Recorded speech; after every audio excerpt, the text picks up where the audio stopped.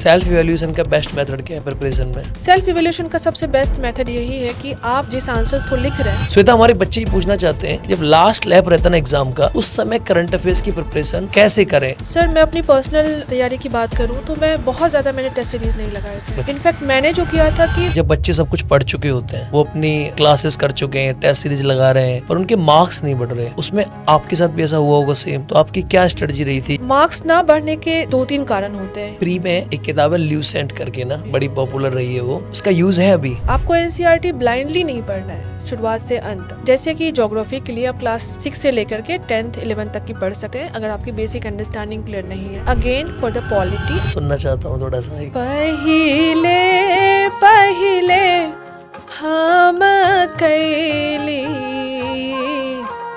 छठी मैया बरत तोहार। 2 साल से लगभग मैं का काफ़ी मैंने यूज़ किया है और ये काफ़ी ज़्यादा हेल्पफुल रहा है मुझे तैयारी के दौरान। क्या लक्ष्मीकांत की जो बुक है वो बीपीएससी मेंस के लिए यूजफुल है? सर, मुझे लगता है ना कि अभी जिस हिसाब से एग्जाम का पैटर्न जो चेंज हो रहा है, इसमें एआई बहुत ही हेल्पफुल साबित हो सकता है। सामान्य लड़की के लिए जो बिहार से है, जो एक मध्यम परिवार से है, मिडिल क्लास फैमिली से बिलोंग करती है, उसके लिए कितने चैलेंजेस रहते हैं आजकल की प्रिपरेशन के दौर में? मन में एक हमेशा एक विश्वास बनाए रखें कि इस बार अगर आपका नहीं हुआ, अगर आपकी तैयारी बहुत अच्छी है और आप सही दिशा में काम कर रहे हैं, तो सफलता तो निश्चिंत है। मैंने ये कहा कि मम्मी अब यात्रा समाप्त हो गई। वो इमोशनल हो गई और फिर थोड़ी देर के बाद पापा का कॉल आया। वो कुछ बोल ही नहीं पाए। कहना तो बहुत कुछ चाहते होंगे लेकिन उस समय कुछ भी नहीं बोल पाए। अभी भी नहीं हुआ।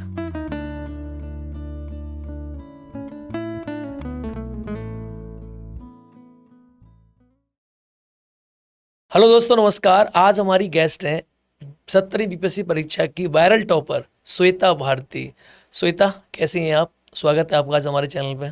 सर, बहुत बहुत धन्यवाद और थैंक यू कि आपने मुझे इस पॉडकास्ट के लिए इनवाइट किया। धन्यवाद सर। आपकी रील्स बहुत वायरल हो रही हैं। मैंने आपकी कई सारी रील्स देखी, तो बच्चों ने भी कहा, मुझे कई लोगों ने कहा, हमारी टीम ने कहा, सर इनको बुलाओ एक बार, मैम को बुलाओ। तो आप इतनी वायरल कैसे हो गई? सर, इसका जवाब तो मुझे खुद ही नहीं पता। एक्चुअली हमने तो जस्ट जैसे बीपीएससी के जो भी मॉक्स होते हैं, मॉक्स के दौरान मैंने छठ पूजा के गीत गुनगुनाए थे एज एन हॉबी। और बाद में जब बीपीएससी के जब रिजल्ट्स आ गए तो ये जो वीडियोस हैं वो काफ़ी सर्कुलेट हुए और लोगों ने इसको बहुत प्यार दिया, बहुत सराहा।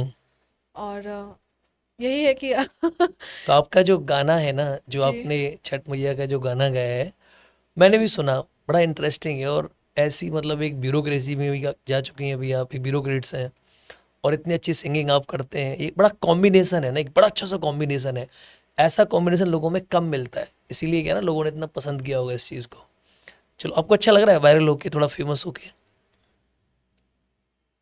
हाँ, कहीं ना कहीं अच्छा तो लगता ही है कि लोग आपको जानते हैं, लेकिन मैं ये चाहती हूँ कि लोग मुझे सिर्फ इसके लिए ही ना जाने, और भी बहुत सारी चीज़ें ये हैं। तो आप अधिकारी हैं ही। सर, मैं अभी अधिकारी बनने के पड़ाव पे हूँ, बहुत कुछ सीखना बाकी है अभी तो।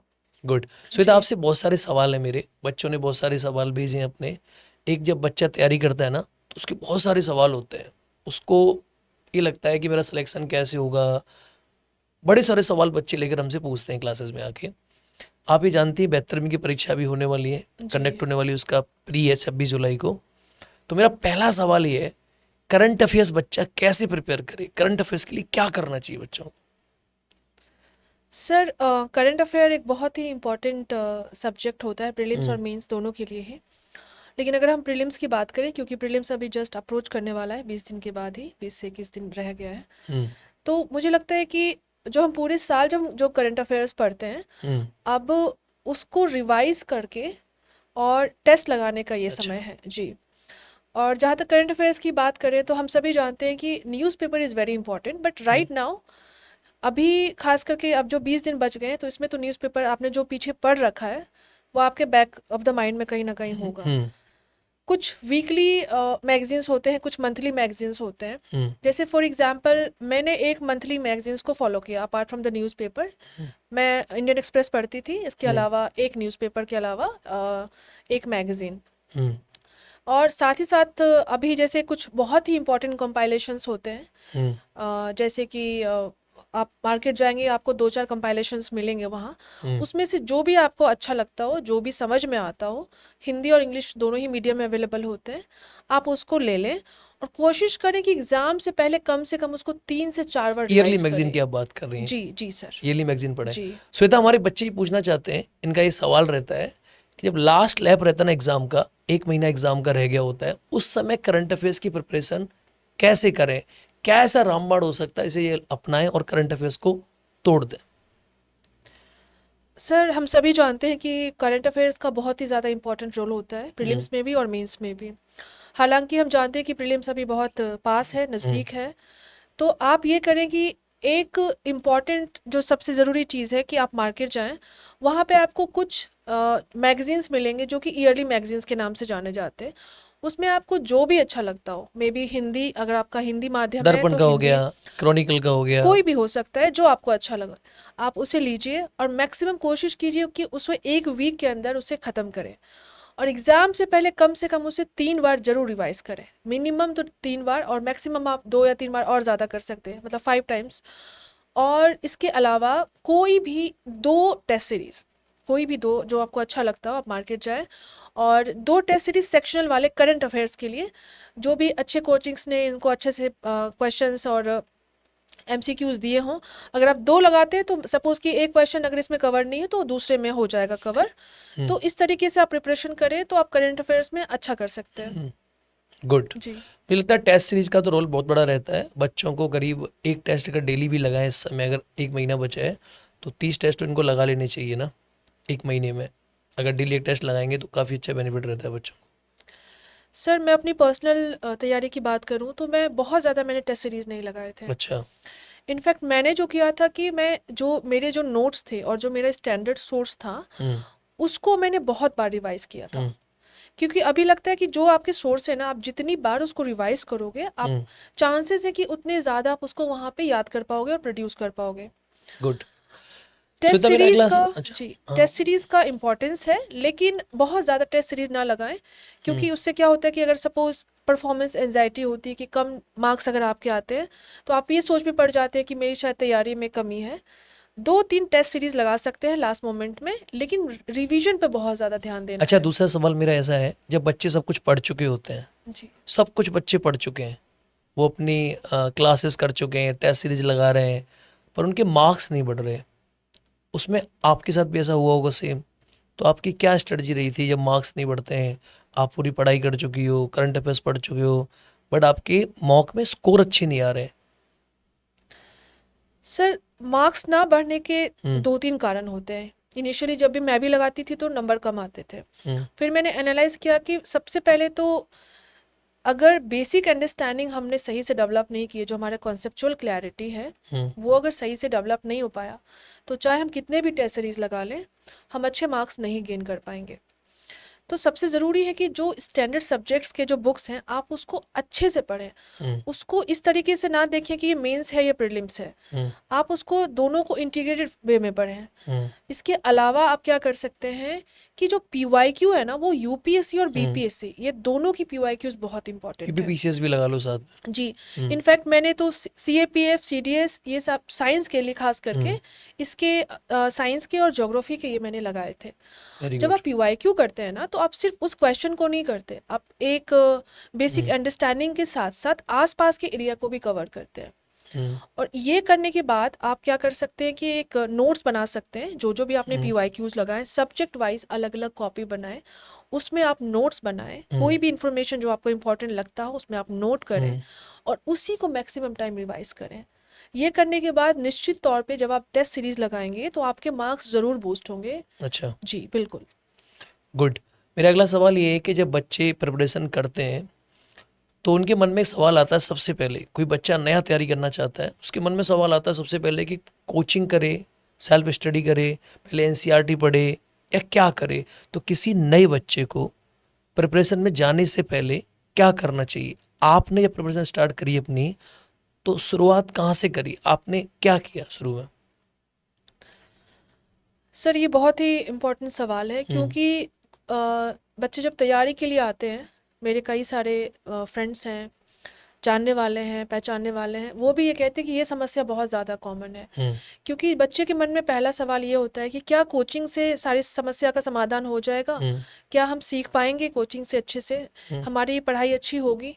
दूसरा सवाल ये होता है कि किस तरीके से हमें इस पूरे प्रोसेस को नेविगेट करना है, क्योंकि ये प्रोसेस 3 पार्ट में डिवाइडेड है, प्रीलिम्स, मेंस और इंटरव्यू।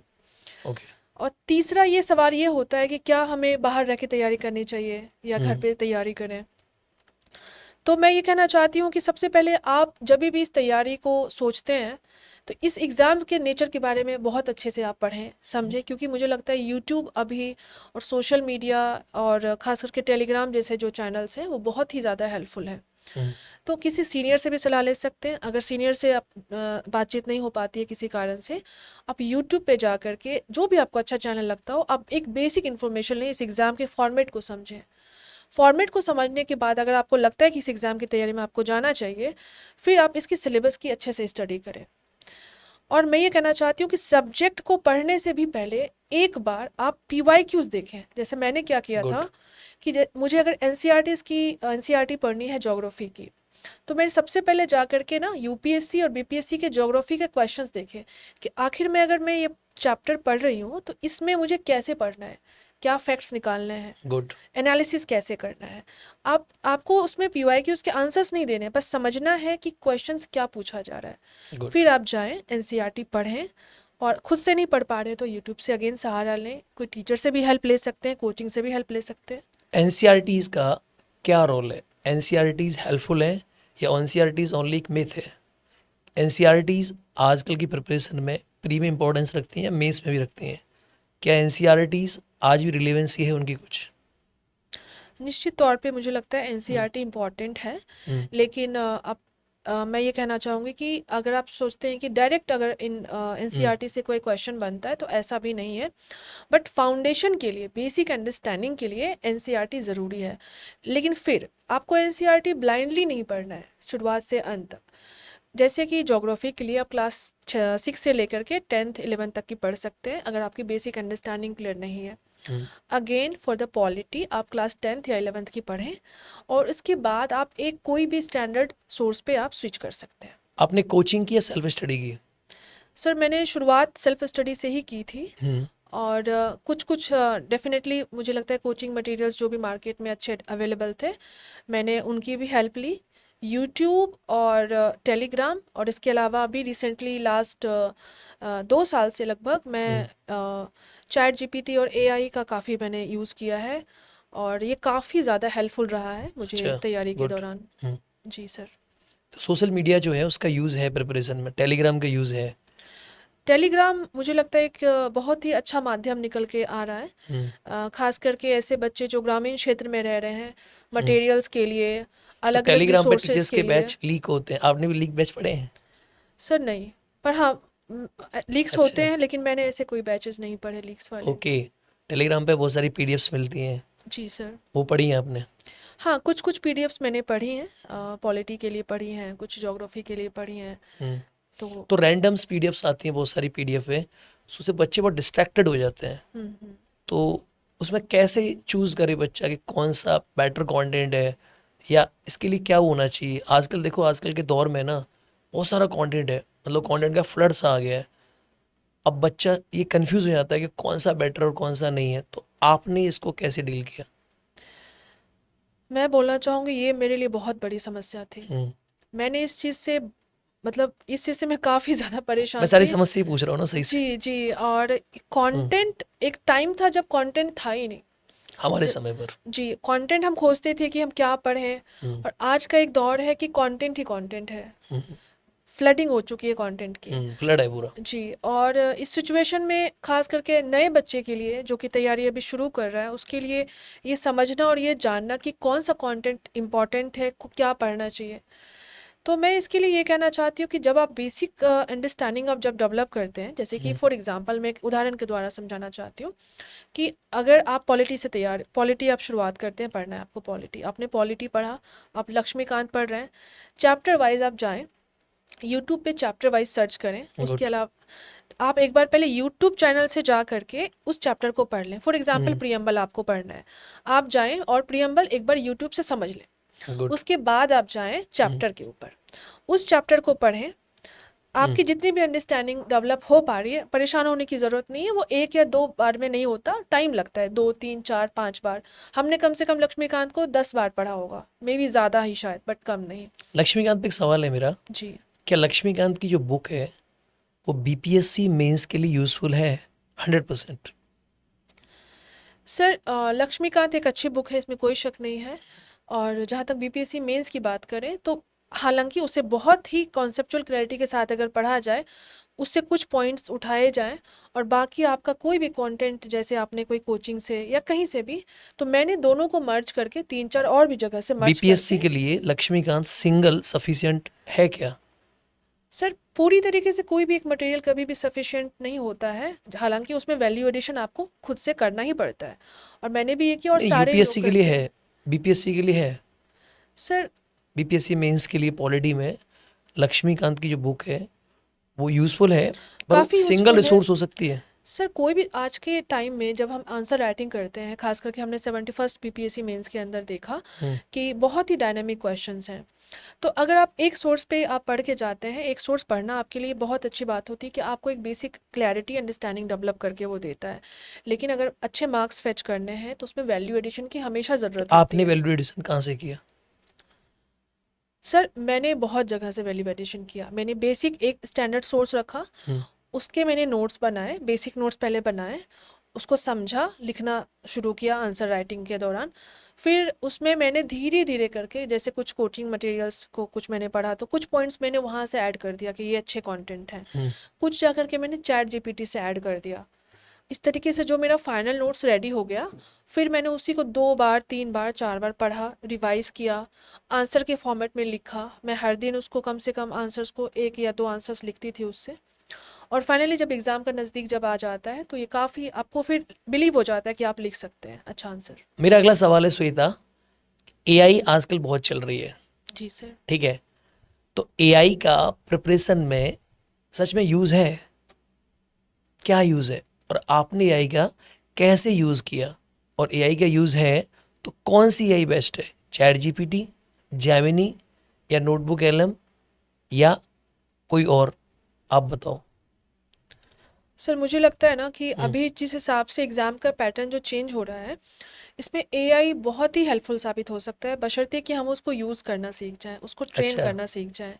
यस। और एआई जैसे मैंने चैट जीपीटी और जेमिनी यूज़ किया था, ओके। और बाकी तो मैंने नहीं यूज़ किया तो है। कैसे उसमें आपने वो दे रखे होंगे ना, जैसे कोई टॉपिक हो जी गया?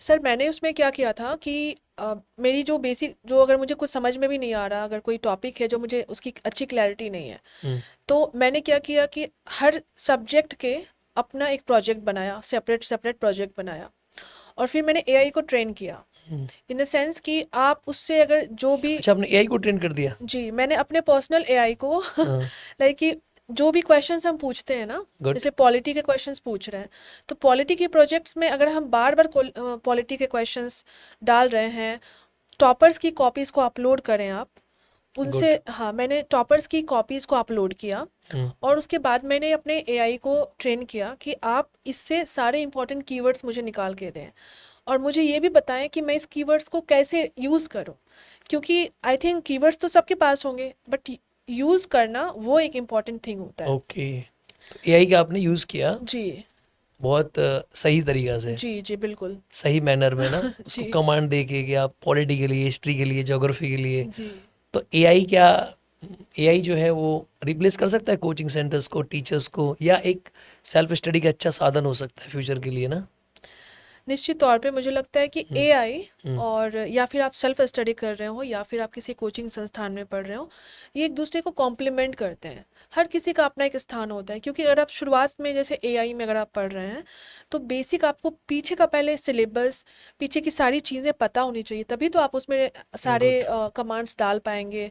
आपको क्या कमांड्स डालने हैं, कैसे उसको यूज़ करना है, इसका आइडिया तभी हो पाएगा आपको जब आपने पीछे से अच्छे से तैयारी कर रखी हो, या फिर बेसिक अंडरस्टैंडिंग डेवलप कर रखी हो। चलो, ये तो नहीं पढ़ाई की बात है, जी अब हम बात करते हैं कुछ जैसे आप ना गांव से हो, बिहार के आप एक गांव से हो, और बिहार के एक गांव से आप एक अधिकारी बनी है। तो बिहार के किसी गांव से और अधिकारी एमयू बनने तक का जो आपका सफ़र रहा है ना, वो कैसा रहा? कितनी चुनौतियां रहीं? और एक सामान्य लड़की के लिए जो बिहार से है, जो एक मध्यम परिवार से है, मिडिल क्लास फैमिली से बिलोंग करती है, उसके लिए कितने चैलेंजेस रहते हैं आजकल की प्रिपरेशन के दौर में? सर महिलाओं के लिए तो चैलेंजेस हमेशा से ही रहा है, हम्म। लेकिन प्रिपरेशन के दौर की अगर बात करें तो चैलेंज थोड़े ज़्यादा बढ़ जाते हैं। सबसे पहले तो सवाल यही आता है कि लड़कियों को बाहर भेजना चाहिए कि नहीं भेजना हम्म। चाहिए।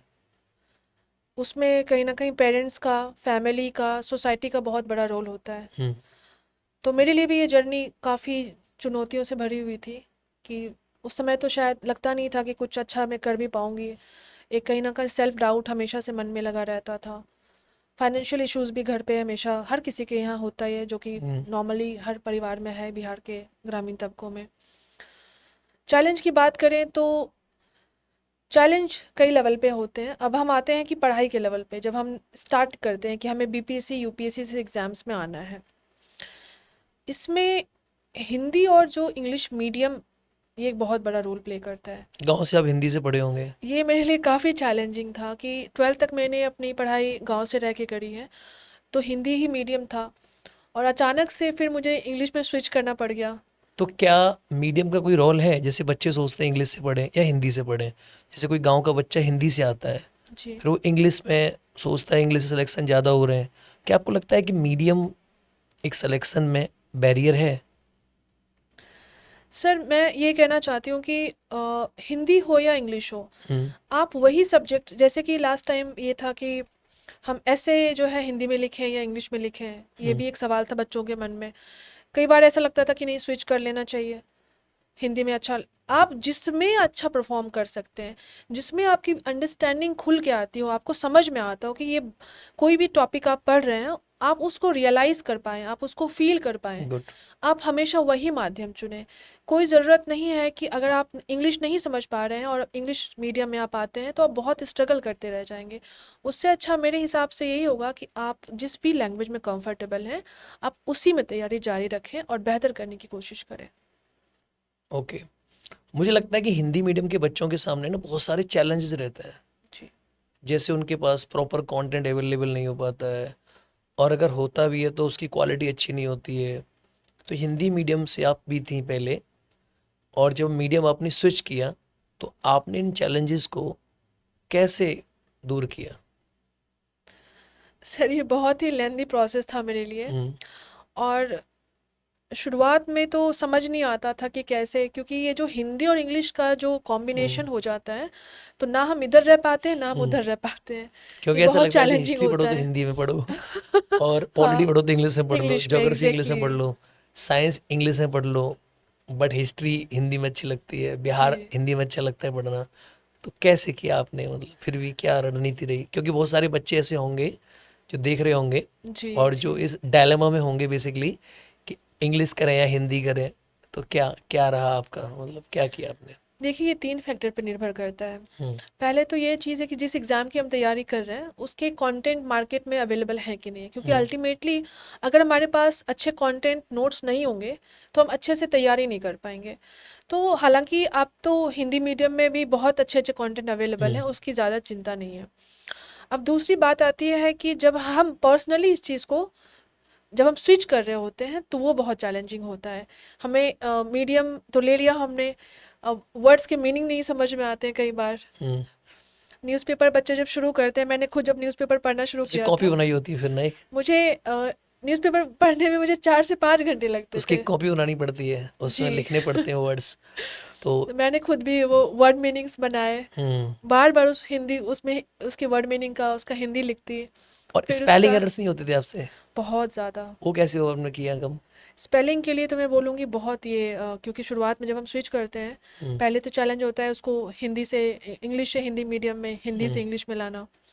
स्पेलिंग मिस्टेक बहुत ज़्यादा होती थी। और जब मेंस में लिखते हो तो राइटिंग स्पीड फास्ट होती है, और जब थॉट आता है तो हिंदी में आ रहा होता है, थॉट को आप चेंज करोगे इंग्लिश में, फिर आप उसको लिख रहे होंगे ना, तो ऐसा लगता है जैसे गलत आप बहुत तेज़ी से लिखोगे ना, जी, जी। तो स्पेलिंग एरर्स आपसे होते हैं फ्रीक्वेंटली। जी, बिल्कुल। क्या उसका क्या सॉल्यूशन है? प्रैक्टिस या कोई और है कुछ? प्रैक्टिस ही इसका एकमात्र मैं बोलूँगी साधन है। हुँ, और इसके अलावा है कि जब आप शुरुआत में जब आप इंग्लिश मीडियम में लिखना शुरू करते हैं, तो बेसिक आप सेंटेंस अगेन मैं बोलूँगी इसमें चैट जीपीटी बहुत कारगर साबित हुआ। हुँ, अभी रिसेंट जब मैंने मेंस लिखा, तो उसमें भी मैंने चैट जीपीटी जेमिनी को यूज़ किया कि अगर ये 4-5 कीवर्ड्स लिए और मुझे इसके स्मॉल स्मॉल सेंटेंस आप बना के दो, हुँ, and how to use these small sentence while writing the answers. हुँ। तो पहले आप वर्ड्स का मीनिंग समझते हो, फिर अब मीनिंग समझने के बाद हम क्या करते हैं, उसको सेंटेंस फॉर्मेशन करते हैं कि सेंटेंस कैसे फॉर्म होगा, क्योंकि अल्टीमेटली हमें ऐसे भी तो लिखना है। और ऐसे में हमारा प्रेजेंटेशन भी बहुत इंपॉर्टेंट होता है, स्पेलिंग मिस्टेक ना हो, ये बहुत हमें ध्यान रखना होता अच्छा, है। बहुत से बच्चे मानते हैं कि रट्टा मारना जो है वो ज़रूरी नहीं होता, पर आपको क्या लगता है कि प्रिपरेशन में आपने समझ लिया चीज़ें, लेकिन मेंस में लिखने रट्टा मारना ज़रूरी है कि नहीं है? रट्टा मारने का मीनिंग सर। है कि आपको कुछ चीज़ें साइड रखनी होती हैं जो हमेशा आपके फिंगर प्रिंट्स पर रहें कि भाई हमें कुछ पूछेगा हम ये लिख देंगे ठक ठक जी, ठक। जी। तो आपने किया ऐसा? जी, सर, क्योंकि अल्टीमेटली हमें चीज़ों को याद करना बहुत ज़रूरी है। हुँ, और रट्टा शब्द जो है अपने आप में बहुत ही कंफ्यूजिंग है एक्चुअली। रट्टा का मतलब ये नहीं है कि आप हर चीज़ को रट लें, हुँ, लेकिन कुछ फैक्ट्स हैं, जैसे प्रीलिम्स अभी हम देने जा रहे हैं, तो प्रीलिम्स में आप जैसे इकोनॉमिक सर्वे पढ़ रहे हैं, बजट पढ़ रहे हैं, तो वहाँ पे आपको डेटा फैक्ट्स ये सारी चीज़ें याद रखनी बहुत ज़रूरी हो जाती है। तो आप ये सारी चीज़ें जब याद करके रखते हो, तो यही चीज़ें आप फिर मेंस में भी यूज़ करते हैं। अच्छा, प्री में एक किताब है ल्यूसेंट करके ना, जी, जी। बड़ी पॉपुलर रही है वो, जी उसका यूज़ है अभी? सर, मैंने लूसेंट को प्रीलिम्स के रिवीजन के नोट्स के तौर पे पढ़ा है। पढ़ा है? जी, बिल्कुल। जैसे सपोज़ कि अभी अभी प्रीलिम्स हमारा आने वाला है, तो इम्पॉर्टेंट जितने भी फैक्ट्स हैं, क्योंकि प्रीलिम्स मुझे लगता है लूसेंट एक तरीके का स्मॉल नोट्स ही है, हर एक सब्जेक्ट का एक कंपाइलेशन है। हुँ, तो आप क्या कर सकते हैं कि उसमें जो फैक्ट्स दिए हुए हैं, वो उससे काफ़ी क्वेश्चंस आते हैं अभी भी बीपीएससी के अंदर। हालाँकि वो एकमात्र सोर्स नहीं है, हुँ, लेकिन आप उसको रिवीजन के लिए बहुत अच्छे से यूज़ कर सकते हैं। ल्यूसेंट को ना? जी, जी। ख़ास करके पॉलिटी और हिस्ट्री हुँ, और ज्योग्राफी। इनफैक्ट साइंस भी उसके बहुत अच्छे हैं, आप साइंस पे भी अच्छे उसमें पॉइंट्स हाँ, आप उसकी दे। किताब आती है ग्रीन कलर की ना, जी सर। बहुत अच्छी किताब है। साइंस की आती है ना, लूसेंट ग्रीन जी, कलर की जी साइंस आती सर, है। जी सर। जनरली बच्चे उसे पढ़ते हैं। श्वेता, मेरे कुछ सवाल आपसे अब पर्सनल सवाल हैं। पहला सवाल ये है मेरा, कौन सा अटेम्प्ट था आपका ये? सर, ये मेरा तीसरा अटेम्प्ट था और ये मेरा लगातार दूसरा इंटरव्यू था। अच्छा, दूसरा इंटरव्यू था। जी। तो टफ क्या था, प्री या मेंस, क्या लगा आपको टफ? सर, हर स्टेज ही कहीं न कहीं टफ लगता है। कई बार आपके लिए टफ प्रीलिम्स क्या था, प्री या मेंस? मेरे लिए कंपैरेटिवली शुरुआत में जब एक बार प्रीलिम्स निकल गया, तो लग रहा था कि अब समझ में आ गया कि प्रीलिम्स कैसे निकालना है। फिर जब मेंस जब आया, तो फिर मेंस ज़्यादा टफ लगा मुझे, क्योंकि कहीं न कहीं मेंस में आपको आपके मार्क्स जुड़ते हैं, अच्छा आंसर लिखना बहुत ज़रूरी होता है, हुँ, उसके कंटेंट को प्रेज़ेंट करना, उसको याद करना, आंसर्स हुँ, राइटिंग करना, तो ये सारी चीज़ें बहुत इम्पोर्टेंट थी और मेरे लिए थोड़ा मेंस चैलेंजिंग था। चैलेंजिंग था जी। मेंस ना? अच्छा, तो प्री आपने निकालने का फॉर्मूला है आपके पास? क्या फॉर्मूला है, बच्चों को बताओ, प्री का फॉर्मूला क्या है आपके पास? सर, इसको फ़ॉर्मूला नहीं कह सकते हैं, हाँ, लेकिन काफ़ी कारगर सिद्ध हो सकता है बच्चों के लिए, हाँ, कि आप सोर्स को सबसे पहले जो भी आप 4-5 जो हमारे सब्जेक्ट्स हैं, जैसे कि साइंस, पॉलिटी, ज्योग्राफी, इकोनॉमी, आप सबको मार्क्स के हिसाब से प्रायोरिटाइज़ करें। क्योंकि सब अपने-अपने मार्क्स के हिसाब से प्रायोरिटाइज़ अगर आप करते हैं ना, तो आप उसको ज़्यादा वेटेज दे पाएँगे। उसके बाद आप क्या करें कि जो उसमें बेसिक आपकी अंडरस्टैंडिंग है, वो आप ज़रूर डेवलप करें। जैसे आपने साइंस पढ़ा, तो साइंस में बायोलॉजी, केमिस्ट्री, फिज़िक्स, ये तीनों सब्जेक्ट्स को आपको बहुत अच्छे से पढ़ना है। आप एनसीईआरटी से पढ़ें, कोई स्टैंडर्ड बुक्स ले सकते हैं, आप अच्छे से पढ़ें, यूट्यूब का सहारा ले सकते हैं और शॉर्ट नोट्स ज़रूर बनाएँ। गुड क्योंकि श्वेता। नॉर्मली जब हम नोट्स को अवॉइड करते हैं ना, तो वो बहुत ही बाद में वो एक तरीके से ब्लंडर साबित होता है, जब प्रीलिम्स अप्रोच कर रहा होता है तो। क्योंकि वही आप बार बार मैक्सिमम टाइम रिवाइज कर सकते हैं, किताबों को आप बार बार रिवाइज नहीं कर सकते। हुँ, और उसमें वैल्यू एडिशन करें और साथ ही साथ पीवाईक्यूज को इंटीग्रेट करके पढ़ें। आप बिहार में किस ज़िले से हैं? सर, मैं मुंगेर ज़िले से हूँ। मुंगेर ज़िले से हैं जी, बिहार में आप। जी। तो जैसे बिहार का एक कल्चर है, बहुत ही अच्छा कल्चर है बिहार का, बिहार की संस्कृति बहुत समृद्ध है। तो मैंने देखा आपका, जो मैंने वीडियोज़ देखे आपके, आप संस्कृति को समझते हो, बिहार की संस्कृति को समझते हो अच्छे से, बिहार की वैल्यूज़ को आप समझती हो। तो एक अधिकारी बनने के बाद आप बिहार के वैल्यूज़ के लिए, बिहार के कल्चर के लिए क्या करना चाहेंगी? सर बिहार के वैल्यूज़ कल्चर हम जहाँ भी जाते हैं वो हम्म, हमें हमारे साथ कैरी होती है। हम्म, और निश्चित तौर पे मैं एक अधिकारी के तौर पे अपने कार्य का निर्वहन करते हुए हम्म, मैं अपने कल्चर को, अपने समृद्ध परंपरा को हमेशा कैरी करना चाहूँगी। गुड। जी। तो जैसे आपने मैंने एक रील देखा आपका, उसमें आपने बहुत अच्छा एक भोजपुरी लैंग्वेज में कोई जी। लोकगीत आपने गाया है, बड़ा अच्छा है, मतलब मैंने देखा कि बड़ा अच्छा। तो आपने कहाँ से सीखा ये सब कुछ? कैसे प्रिपरेशन में इस हॉबी को कैसे परस्यू किया आपने? सर हॉबी एक ऐसी चीज़ होती है जो हर किसी के अंदर होती है, और हम्म, चाहे हम किसी भी सिचुएशन में रहें, एक तरीके से हमें एक मेंटल रिलीफ देता है, स्पिरिचुअल कनेक्टिविटी देता है, स्पिरिचुअल कनेक्टिविटी देता है, और एक तरीके से सेल्फ रिफ्लेक्शन का एक ये माध्यम होता है। और प्रिपरेशन के दौरान हर कोई कहीं कहीं ना कहीं स्ट्रेस फील करता है। तो आप गाना गाते थे स्ट्रेस में? हाँ, मैं हमेशा जब भी मुझे स्ट्रेस होता, मैं गुनगुनाती, गाती, और गाना सुनना तो और कौन सा गाना। गाना आपको बहुत अच्छा लगता है? आपको कोई सिंगर पसंद है या बिहार के लोकगीत ही पसंद है? नहीं, वैसे तो मैं सिंगर्स, बहुत सारे सिंगर्स को सुनती हूँ, हम्म, अरिजीत सिंह को भी सुनती हूँ, श्रेया घोषाल को भी सुनती हूँ। लेकिन बिहार से एक अलग लगाव है, खास करके छठ पूजा और जो लोकगीत हैं। तो कौन सा ऐसा तो लोकगीत है जो आपको बहुत अच्छा लगता है, जिसमें आपको गाने में बहुत अच्छा लगता है, जो आपको लगता है कि आपके अंदर ना एक नई ऊर्जा भर देता है? जब हॉबी का मीनिंग होता है कि हम जब जी। कहीं बोर होते हैं, एनर्जी लो फील करते हैं, हम वो काम करते हैं, तो क्या है, कौन सा ऐसा गाना है जो आपको लगता है कि यार ये ना मेरे ना मन में नई ऊर्जा भर देता है? कौन सा है ऐसा गाना? सर वैसे मैं छठ के गीत सुनती हूँ, हम्म, कल्पना जी के, शारदा सिन्हा जी के। हम्म। जितनी बार भी मैं बोर फील करती हूँ, मैं एक बार चला देती हूँ गीत और वो गाती हूँ। अगले क्षण, आधे घंटे के बाद मेरे अंदर, मेरे शरीर में से एनर्जी का संचार हो जाता है। मैं बहुत बेटर कौन फील सा गीत है करती वो, हूँ। एक बार जरा हमें भी सुनाया जाए, कौन सा गीत है? सर वैसे तो बहुत सारे गीत हैं छठी मैया के, अच्छा। और उसमें एक मेरा जो सबसे पसंदीदा है वो है पहले पहल, पहले पहल, छठी मैया। मुझे सुनाओ थोड़ा सा, मैं यूपी से हूँ, मैं जानना चाहता हूँ, सुनना चाहता हूँ थोड़ा सा एक। सर अब तो यूपी और बिहार का कल्चर काफ़ी हाँ, एक ही है एक हमारे ही यहाँ है तो, लगभग। और छठ पूजा तो अब हर सिर्फ जगह। यूपी और बिहार से ना दिल्ली सीमित में रह भी के, है, दिल्ली, मॉरिशस, हर इवन जगह, साउथ ईस्ट एशिया के बहुत सारे कंट्रीज में भी अब हर मनाए जगह, हर जाते जगह। हैं। तो सुनाओ जरा एक बार जरा कुछ ऐसा।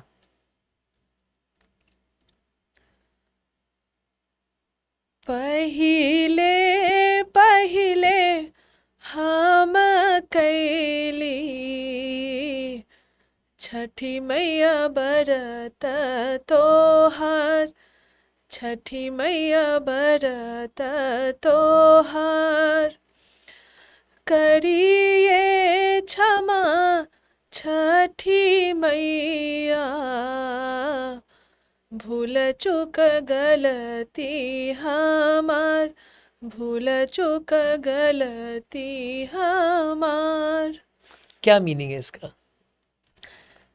सर इसका मीनिंग ये है कि जब हम पहली बार जब छठ करते हैं, छठ एक ऐसा त्योहार होता है हम्म, जिसमें बहुत सारे नियम को पालन करना होता है। ओके। बहुत सारे नियम होते हैं, साफ सफाई से लेकर के पूजा के तौर तरीके, प्रसाद हम्म, बनाना, बहुत सारे, यहाँ तक कि घर से लेकर के, रोड से लेकर के घाट तक की पूरी सफाई की जाती है गांव के हम्म, लोगों के द्वारा। हम्म, और ये 3 दिन का त्योहार होता है, हम्म। और बहुत बड़ा त्योहार माना जाता है बिहार के अंदर। अच्छा। तो हमेशा कहीं डर लगा रहता है कि हे छठ मैया, पहली बार हम छठ कर रहे हैं, कुछ भी हमसे गलती हो जाता है तो हमें माफ़ कर दीजिएगा। तो ओके। ये इसी थीम पे ये वाला गीत बेस्ड है। तो बीपीएससी जब पहली बार हम मेंस लिखते हैं, जी। तो बीपीएससी से भी यही वाली बात आती है कि हम पहली बार मेंस लिख रहे हैं, पहली बार बीपीएससी, हमें माफ कर देना। ऐसा कभी लगा एग्जाम लिखते समय, पहले बार जब मेंस लिखा, कि आंसर सही नहीं लिखा गया, आंसर में लिख देंगे आगे, सर तो ठीक से चेक कर लेना इसको, लगा कभी? नहीं, बीपीएससी में तो ये लिबर्टी नहीं लिया जा सकता है। तो ऐसा कभी किया, ग्रेजुएशन में किया हो, कोई पोस्ट ग्रेजुएशन में किया हो? नहीं सर, क्योंकि सबके लिए एक स्टैंडर्ड डिसाइडेड होता है कि अगर आप उस स्टैंडर्ड को टच करते हैं हम्म, तो ही जाके आप अच्छे मार्क्स फेच कर सकते हैं, और जो भूल चूक और जो गलती हमसे हो जाती है तो उसको सही करने का एकमात्र यही तरीका हो सकता है कि आप दोबारा से अच्छे से प्रयास करें। मन में एक हमेशा एक विश्वास बनाए रखें कि इस बार अगर आपका नहीं हुआ, और अगर आपकी तैयारी बहुत अच्छी है और आप सही दिशा में काम कर रहे हैं, तो सफलता तो निश्चिंत है। ये है कि आपको सफलता मिलनी ही मिलनी है। जैसे मेरे भी 1 या 2 अटेम्प्ट में नहीं हो पाए, लेकिन मैंने कभी भी ये विश्वास नहीं छोड़ा कि मैं बीपीएससी क्लियर नहीं कर पाऊँगी। हमेशा था कि करूँगी, हो गुड। सकता है लेट हो तो गया। आपने ना 12th कहाँ से किया? सर मैंने 12th गाँव से ही किया है, सरस्वती विद्या मंदिर से। अरे वाह, जी, विद्या मंदिर वाले हैं आप। 10th जी। कहाँ से किया आपने? वो भी मैंने गाँव से, सरस्वती विद्या मंदिर। भोजन मंत्र याद है आपको? जी। सुनाइए जरा। ज़्यादा तो नहीं, पूरी लाइन नहीं याद है, 3-4 लाइन अच्छा। याद है। हम्म। अन्न ग्रहण करने से पहले विचार मन में करना। हम्म। और अभी तो इतना ही याद है। अच्छा। ओके, आपने ग्रेजुएशन कहाँ से किया है? नहीं, मैं दोबारा ओम सहना भवतु सहने भुनक्तु शयनम करवावहै वेदस्वेना विदमस्तु, हम्म। लेकिन गलत मंत्र नहीं पढ़ सकती हूँ, अभी पूरे नहीं याद आ रहा है। वो चला गया, ठीक है, गुड। आपने ग्रेजुएशन कहाँ से किया है? सर मैंने ग्रेजुएशन बीटेक में करी है, हम्म। एंड मेरा जो स्ट्रीम था वो इलेक्ट्रॉनिक एंड कम्युनिकेशन से था। अच्छा, कहाँ से किया आपने बीटेक? ये मैंने फरीदाबाद से किया है, हरियाणा मानव। से किया आपने? जी, मानव रचना अच्छा, इंटरनेशनल यूनिवर्सिटी। ओके। तो आप हरियाणा में रही हो, जी। दिल्ली में भी रही हो, दिल्ली के आसपास रही हो, तो कैसा लगा, मतलब क्या अंतर है हरियाणा में, बिहार में? क्या डिफरेंस लगा आपको, कैसा लगा? डिफरेंस बहुत लेवल पे देखने को मिलता है। खाने पीने में? बहुत सारी चीज़ों में, कल्चर में कहीं ना कहीं एक फ़र्क लगता है। हम हम्म। फिर हम देखें तो लोगों के इकोनॉमिक स्टेटस में भी थोड़ा सा फ़र्क लगता है पर एक कि बिहारी सब पे भारी वाली बात नहीं लगती आपको? नहीं नहीं सर, ये तो आम बोलचाल की भाषा है, लोग बोलते हैं। नहीं नहीं, लेकिन वहाँ जाके भी लगता होगा ना कि। नहीं नहीं, ऐसी कोई बात नहीं है। अच्छा। जी। और हर दो क्षेत्र में देखिए, कुछ बिहार के लोग ना बड़े सिमिलरिटीज़ भी। अडेप्टेबल होते हैं कल्चर के जी साथ ना। जी सर। मैंने देखा है कि बिहार के जो लोग हैं वो कहीं भी अडॉप्ट कर लेते हैं कल्चर को जाके। कहीं के लोग आके बिहार में अडॉप्ट कर नहीं पाते, कर पा लेते हैं, लेकिन कुछ लोग कर लेते हैं। तो आपने कर लिया होगा बड़ी आसान तरीके से ना। सर मुझे लगता है कि हम किसी भी कल्चर में हम्म। आसानी से घुल मिल जाते हैं, पर अपनी जो हमारी जो सभ्यता है, हमारी जो यहाँ के कल्चर हैं, हम्म। उसको भी हम साथ में ज़रूर कैरी करते हैं। जैसे कि करना चाहिए। फॉर एग्जांपल आप छठ पूजा को ही ले लें। हम्म। जो लोग भी बिहार से बाहर हैं, चाहे वो हरियाणा में रह रहे हो, दिल्ली में रह रहे हो, बॉम्बे रह रहे हो, वहाँ पे भी वो छठ पूजा मनाते हैं। बाकी वहाँ के कल्चर के साथ भी अच्छे से घुलते मिलते हैं। गुड। अच्छा, मेरा अगला सवाल ये है कि देखो, बिहार में बहुत सी बच्चियां तैयारी करती हैं, बहुत सी लड़कियां तैयारी कर रही होती हैं, उन पर प्रेशर बहुत होता है फैमिली का, कि भाई शादी का प्रेशर रहता है एक। और एक एज के बाद ना लड़की तैयारी छोड़ देती हैं, 21 साल के बाद ना प्रेशर बनना स्टार्ट हो जाता है। आपने उस प्रेशर को कैसे हैंडल किया? और आप जो हमारी बहन देख रही हैं इस पॉडकास्ट को, उन्हें आप क्या सलाह दोगी कि कैसे उस प्रेशर को बेचारी मैनेज करें, कैसे माँ बाप को मनाएं? आपकी क्या इस पे क्या हो सकती है, आपकी क्या पॉइंट ऑफ व्यू है? सर प्रेशर तो रहता है, हर लड़कियों के ऊपर प्रेशर रहता है कि आपको अच्छा करना है। हम्म। और शुरुआत में तो कईयों को अपॉर्चुनिटीज़ भी नहीं मिल पाती। हम्म। तो सबसे पहले ये जो शुरुआत है ना, ये पेरेंट्स को करनी होगी और बच्चों को भी साथ में, कि पेरेंट्स को अपने बच्चे पे हमेशा एक बिलीफ बनाए रखना होगा कि आपका बच्चा अगर बीपीएससी या यूपीएससी से एग्ज़ाम की तैयारी के लिए जा रहा है, तो कहीं ना कहीं आपको उनको ढाढ़स बंधाना है कि आप करो, हम आपके साथ खड़े हैं। अब बच्चों की भी ये जिम्मेदारी बनती है कि अगर पेरेंट्स ने हमें बहुत सोच समझ करके, बहुत दिक्कतों के साथ हमें भेजा है पढ़ने के लिए, तो आपकी ज़िम्मेदारी ये बनती है कि आप इस अपॉर्चुनिटी को अपने लाइफ का सबसे बेस्ट अपॉर्चुनिटी मान के चलें। मेंटल प्रेशर होंगे, ये वही इस एग्ज़ाम का पार्ट है। आपको हर दिन ऐसा लगेगा कि शायद ये हमसे नहीं होगा, परिवार की टेंशन सुनने को मिलेगी। तो ज़्यादा कोशिश करेंगे कि हम बहुत ज़्यादा चीज़ों में सम्मिलित नहीं होंगे। लोग हमारे बारे में क्या बोल रहे हैं, फैमिली क्या कह रही है, कुछ नेगेटिव कमेंट्स भी कहीं सुनने को मिलता है, तो आपको इसको इग्नोर करना पड़ेगा, आपको स्ट्रांग होना पड़ेगा। Very good. जी। मैं स्पेशली बिहार की उन बच्चियों के लिए एक बात कहना चाहूँगी कि जब आप घर से निकलते हैं, जब आपके पेरेंट्स आप पे ट्रस्ट करते हैं बहुत मुश्किल से आप निकलते हैं, मैं खुद भी बहुत मुश्किल से निकली। तो एक मन में निश्चय करके निकलें कि अगर आप घर से बाहर आ रहे हैं और आपके ये जीवन की सबसे इम्पॉर्टेंट अपॉर्चुनिटी है, ये आपकी पूरी लाइफ को ट्रांसफॉर्म कर सकता है। फाइनेंशियल इंडिपेंडेंस से लेकर के आपके पूरे लाइफ के गोल को ये डिसाइड करता है। इसीलिए मन में हमेशा धैर्य बनाए रखें, डिस्ट्रैक्टेड ना हो। डिस्ट्रैक्शन के कई सारे माध्यम हो सकते हैं, सोशल मीडिया से लेकर के और भी कई अन्य प्रकार के। तो आप प्लीज़ डिस्ट्रैक्ट ना हो, अपने काम को सबसे ज़्यादा महत्व दें, अपने काम को ही पूजा माने और सही तरीके से, बिल्कुल सही तरीके से आपको इस रास्ते पे बढ़ना है। हो सकता है आपको चैलेंज आए, हो सकता है आपका प्रीलिम्स 2 बार ना निकले, 3 बार ना निकले, लेकिन आप प्लीज़ अच्छे से तैयारी करें, लगे रहें, अच्छे टीचर के गाइडेंस के अंदर रहें, अच्छे दोस्तों के गाइडेंस के अंदर रहें। Ultimately you will find the success. अच्छा भारती, मेरा एक और सवाल है आपसे कि जो माँ बाप होते हैं, माता पिता जो होते हैं, उनका क्या होता है कि उनकी जो पॉइंट ऑफ व्यू अलग होता है बच्चे को समझने का। तो बिहार में ग्रामीण लेवल पे जो लोग होते हैं, उनके बच्चे तैयारी करना चाहते हैं, आप भी गांव से आती हैं, जी। तो आप बिहार के गांव के माँ बाप जो हैं, जो अपने बच्चों को पढ़ने के लिए भेज रहे हैं, उनको आप क्या संदेश देना चाहते हो? स्पेशली लड़कियों के माँ बाप जो हैं, उनके लिए आपका क्या संदेश है? मेरा उन सभी माताओं से और पिताजी से सबसे मेरा यही संदेश रहेगा कि अगर आप अपने बच्चे के अंदर पोटेंशियल देखते हैं, आपको लगता है कि आपकी बच्ची या आपके बच्चे आप बीपीएससी या अदर एग्ज़ाम्स में अच्छा कर सकते हैं, आप अपने बच्चे पे ट्रस्ट करें, अपने बच्चे को समझाएं, अपने बच्चे के साथ एक इमोशनल कनेक्ट बिल्ड करें। साथ ही साथ आजकल जो फाइनेंशियल जो इश्यूज़ आते हैं, सरकार की काफ़ी सारी योजनाएं भी हैं जिससे कि बहुत लाभ होता है, खास करके बच्चियों को। उस सरकार की योजनाओं के बारे में भी आप जानकारी प्राप्त करें और पढ़ाई के लिए अपने बच्चों को आगे भेजें। और मैं साथ ही साथ सबको और भी लोगों को गुजारिश करूँगी कि एक पॉजिटिव इन्वायरमेंट दें, बच्चे पे बहुत ज़्यादा प्रेशर ना दें, क्योंकि बच्चा जब घर से निकलता है तो उसके मन में भी बहुत तरीके का सवाल होता है, अपने सेल्फ डाउट होते हैं, वो भी जीवन की तलाश में निकलता है कि पता नहीं आगे क्या होगा। तो अपने बच्चों को बहुत ज़्यादा प्रेशराइज ना करें, उन पे विश्वास बनाए रखें। मेरा यही संदेश होगा माँ बाप से। ओके, वेरी गुड, बहुत अच्छा संदेश है। चलो अब एक रैपिड फायर करते हैं आपके साथ। कुछ कुछ सवाल बच्चों के रहते हैं और रैपिड फायर में आपसे पूछते हैं। जी। तो आपने आंसर आपको देना है, कौन सा आपने क्या आंसर चूज़ किया इसमें से। आपने क्या प्रेफर किया, मॉर्निंग स्टडी या night study? Actually both. Morning night both. या बोथ। ओके, टाइम टेबल का कोई रोल है प्रिपरेशन में? बहुत ही ज़्यादा। टाइम टेबल फॉलो हो पाता है? जी बिल्कुल। आपका टाइम टेबल क्या था? सर मैंने पूरे दिन को 3 पार्ट में डिवाइड कर रखा था। मॉर्निंग 8 to 12, हम्म, दोपहर 2 से 6 हम्म, और रात 7 से लेकर 11।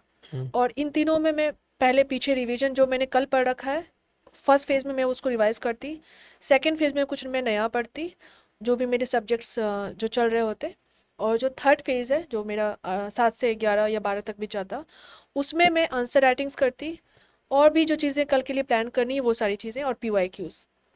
ओके, PYQs लगाने का टाइम इवनिंग में, मॉर्निंग में? सर ये डिपेंड करता है, लेकिन मैं मोस्टली इवनिंग में लगाती थी।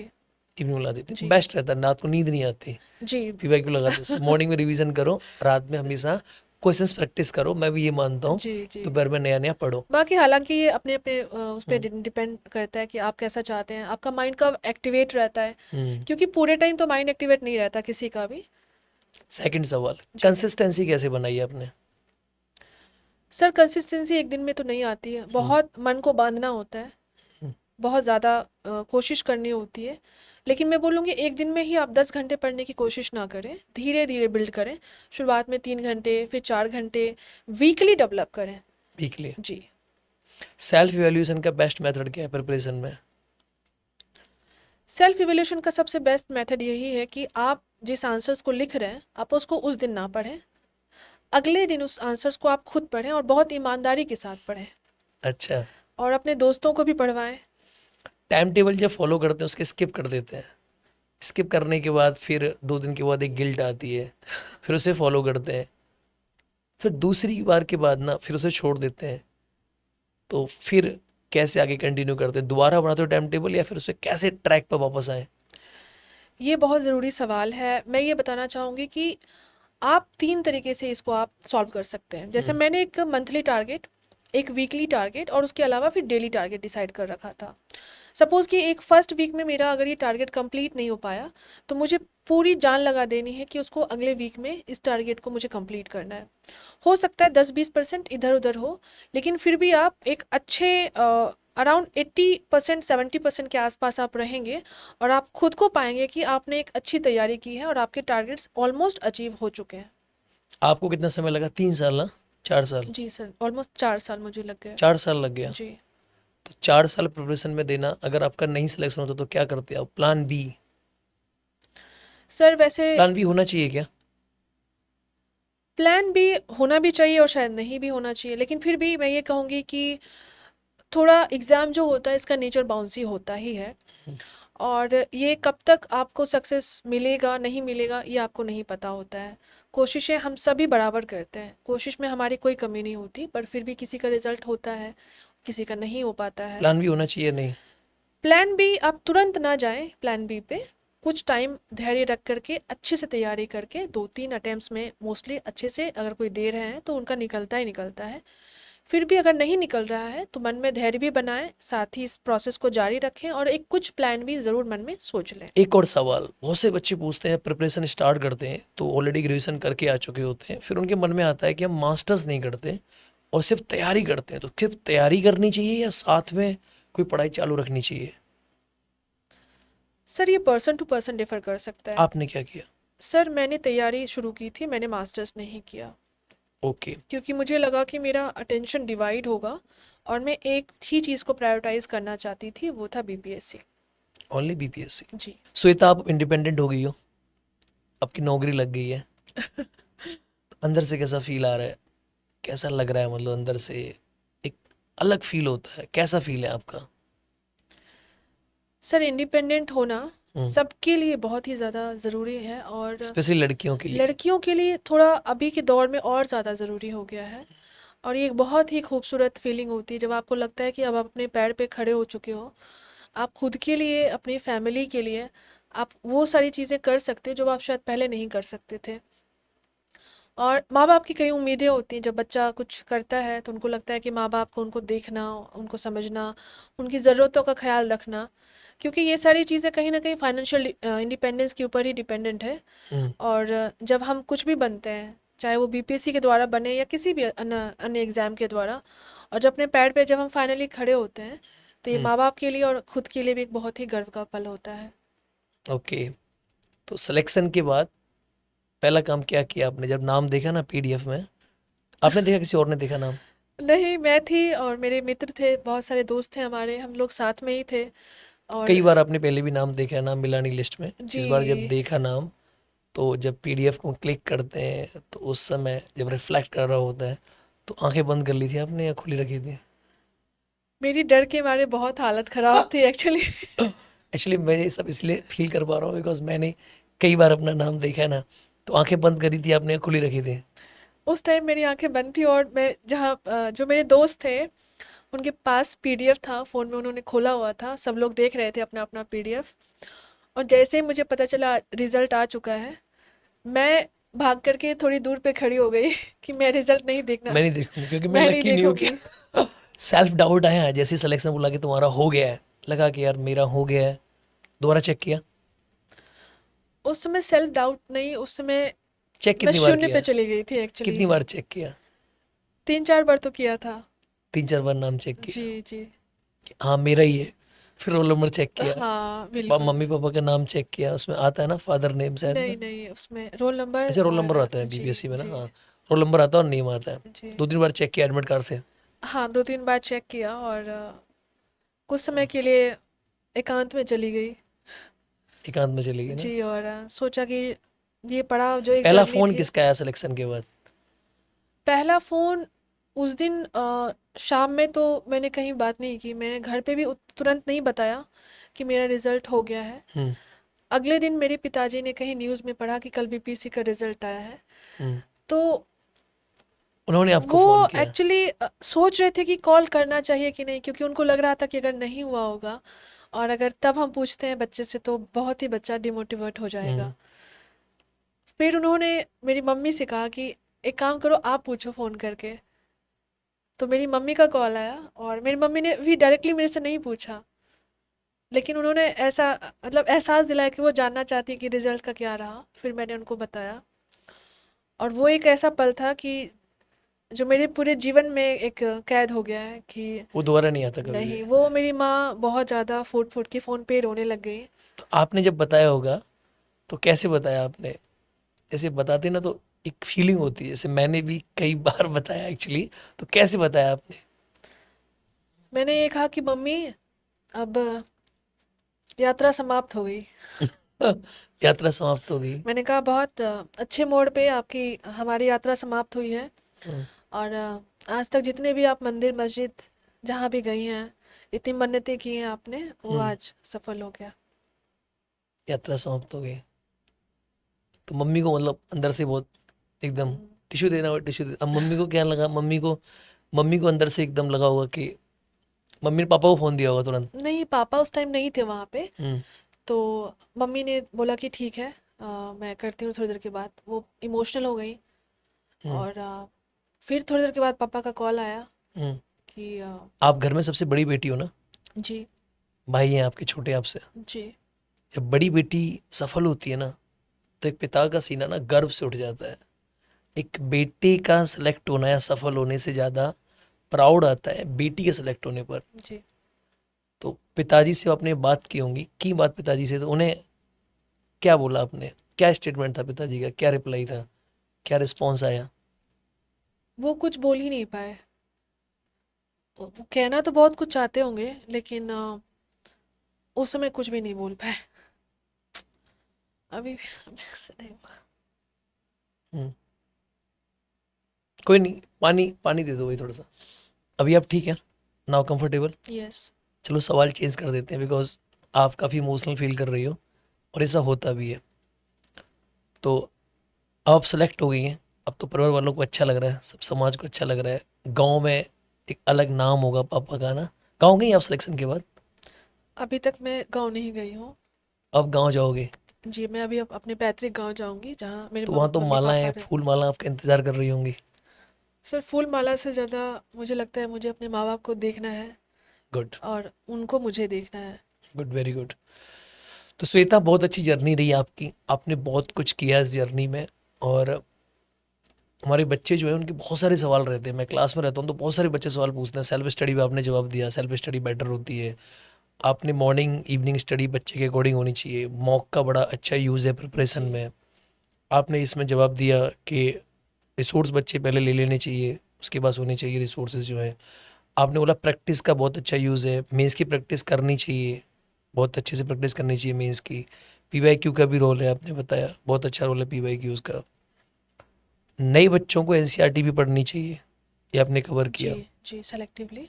हाँ, जरूरी है एनसीईआरटी ना, सेलेक्टिवली पढ़नी चाहिए। हाँ, शुरुआत में आपको पढ़ने चाहिए। अच्छा, आपके जो रिसोर्सेज है ना, मैं चाहता हूँ आप अपने रिसोर्स एक बार बता दो कि आपके रिसोर्स क्या रहे। मैं सब्जेक्ट वाइज पूछूं या एक तरफ से बताओगे?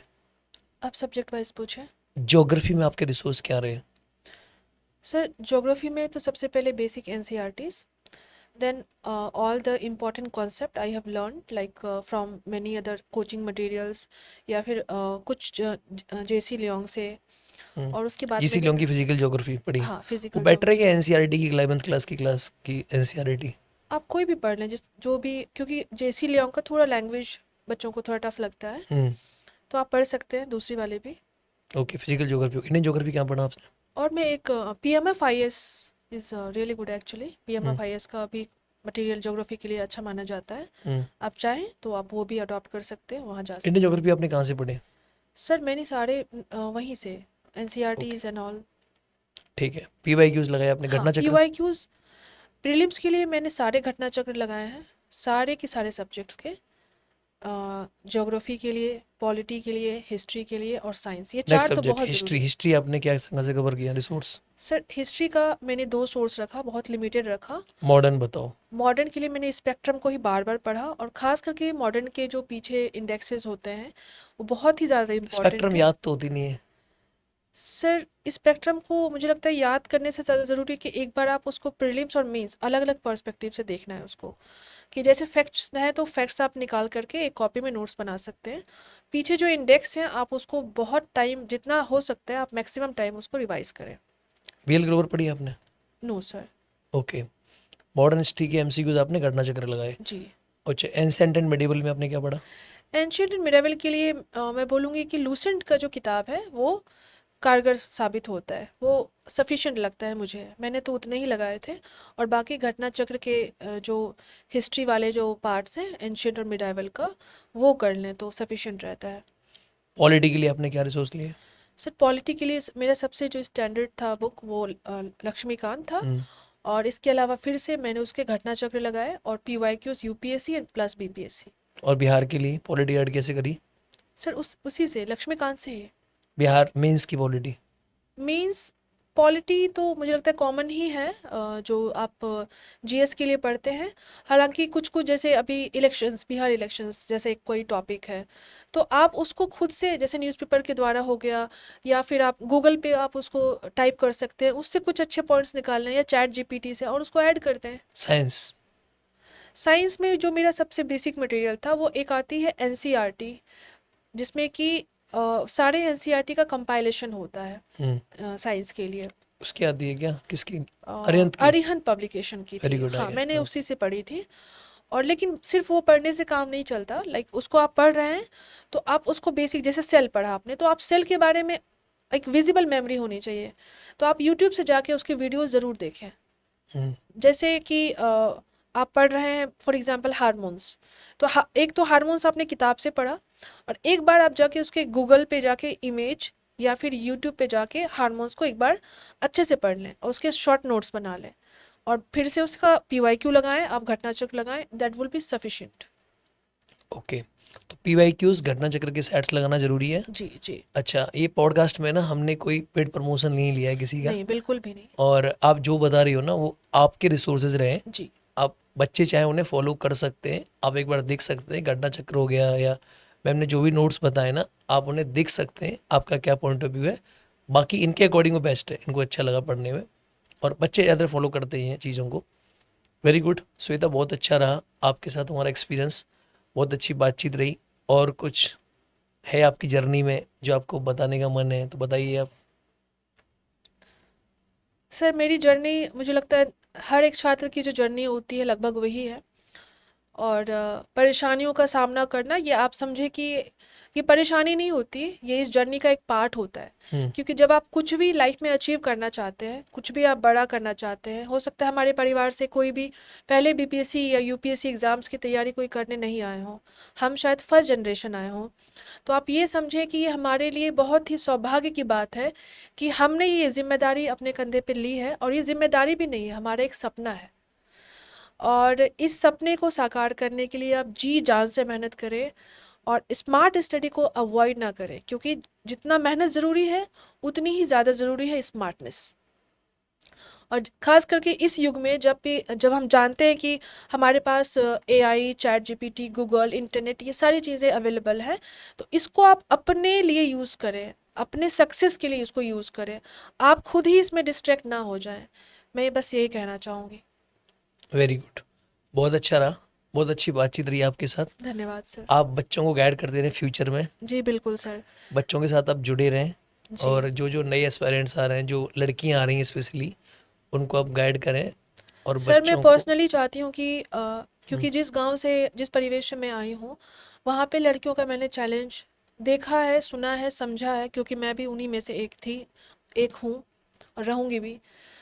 तो मैं चाहती हूँ कि मैं मेरे स्तर पे मैं पर्सनल लेवल पे ख़ास करके क्योंकि जो बच्चियाँ होती हैं जो तुरंत निकलती हैं उनको बहुत परेशानी होती है लोगों से मिलने में, कनेक्ट करने में। एकदम से गांव से जब वो शहर में आती हैं, पटना में आती हैं, तो उनको लगता है किससे बात करें, दीदी से बात करते हैं, क्या पता वो कुछ बता दें।